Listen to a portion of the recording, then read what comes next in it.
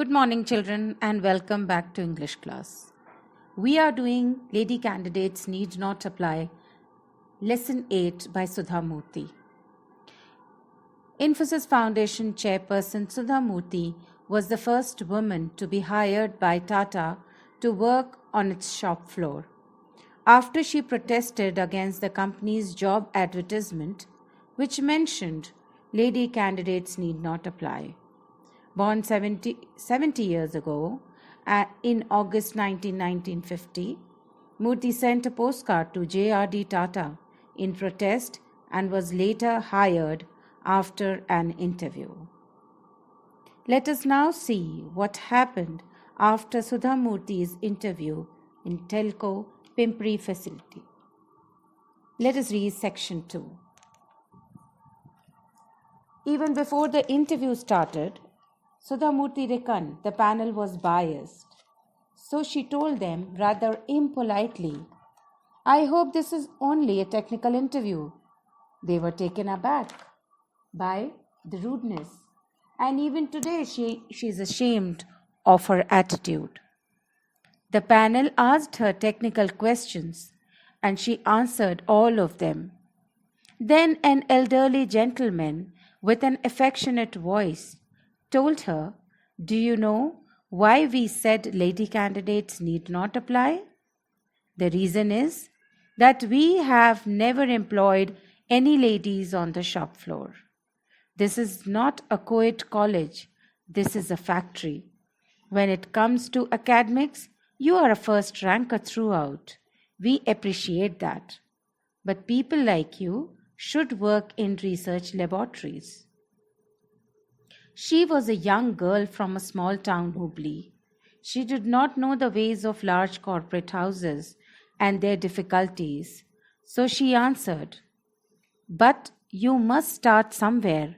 Otherwise, no woman will ever be able to work in your factories." Finally, after a long interview, she was told she had been successful. It was only after joining Telco that she realized who JRD was, the uncrowned king of Indian industry. Now she was scared, but she did not get to meet him till she was transferred to Bombay.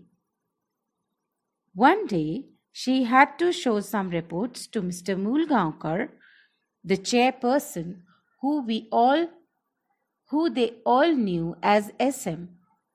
She was in his office on the first floor of Bombay House, the Tata headquarters, when suddenly JRD walked in. She was feeling very nervous, remembering her postcard episode. SM introduced her nicely. J, that's what his close associates called him. This young woman is an engineer, and that too a postgraduate. She is the first woman to work on the telco shop floor. JRD looked at her. She was praying he would not ask any questions about the interview or the postcard that preceded it. Thankfully, he didn't. Instead, he remarked, "It is nice that girls are getting into engineering in our country. By the way, what is your name?" "When I joined Telco, I was Sudha Kulkarni, sir," she replied. "Now I am Sudha Murthy." He smiled that kindly smile and started a discussion with SM. As for Sudha, she almost ran out of the room. One day she was waiting for Murthy, her husband, to pick her up after office hours. To her surprise, she saw JRD standing next to her. She did not know how to react. Yet again, she started worrying about the postcard. Looking back, she realized JRD had forgotten it. "Young lady, why are you here?" he asked. "Office time is over." She said, "Sir, I'm waiting for my husband to come and pick me up." JRD said, "It is getting dark and there's no one in the corridor. I'll wait with you till your husband comes." She was quite used to waiting for Murthy, but having JRD waiting alongside made her extremely uncomfortable. She was nervous. Out of the corner of her eye, she looked at him. There wasn't an air of superiority about him. She was thinking, "Look at this person. He's a chairman, a well respected man in our country, and he's waiting for the sake of an ordinary employee." Then she saw Murthy and rushed out. Giardi called and said, "Young lady, tell your husband never to make his wife wait again." In 1982, she had to resign from her job at Telco. She was reluctant to go, but she really did not have a choice. She was coming down the steps of Bombay House after wrapping up her final settlement when she saw JRD coming up.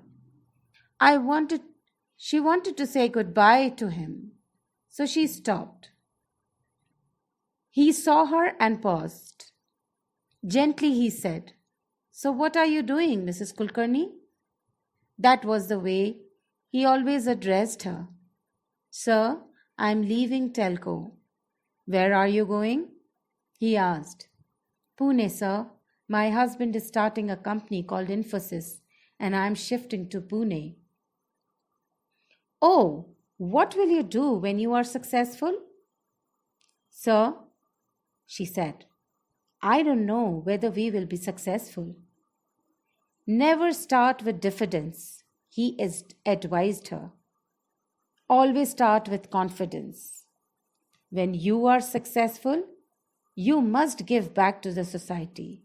Society gives us so much. We must reciprocate. I wish you all the best." Then JRD continued walking up the stairs. Sudhamurthy stood there for what seemed like a millennium. That was the last time she saw him alive. She considered JRD a great man because despite being an extremely busy person, she valued one postcard written by a young girl seeking justice. He respected the intentions of that unknown girl who had neither influence nor money and gave her an opportunity in his company. He did not merely give her a job, he changed her life and mindset forever. Close to 50% of the students in today's engineering colleges are girls. And there are women on the shop floor in many industry segments. Sudhamurthy sees this changes, and then thinks of JRD. So children, this was the end of the section 2. Giving back to the society has been the policy of the Infosys First family with founder N.R. Narayanamurthy and his wife Sudhamurthy. This first person account not only tells us about how Sudhamurthy decided to protest against an open display of gender discrimination and became one such example of a strong female figure who took a step forward to be employed at the shop floor level. This lesson also tells us about J.R.D. Tata, who may be remembered for the foolproof business strategies and unbelievable turnovers, but his true legacy and entrepreneur started with thinking outside the box. A humanitarian leader, kind, simple, and a great businessman, J.R.D. Sudhamurthy claims, "There is nothing great about me writing a letter to J.R.D. Tata. It is great about JRD reading a postcard sent by a girl who is from a small town, Hubli, who did not have any money connection, who did not know anyone in the Mumbai questioning him, or any political connection. What is wrong in hiring a lady engineer? I value his patience and his time and his thinking more than any letter." So children, here we read about not only Sudhamurthy, but about J.R.D. Tata also. I hope you liked this lesson as much as I did. So, that is all for now. See you soon. Thank you.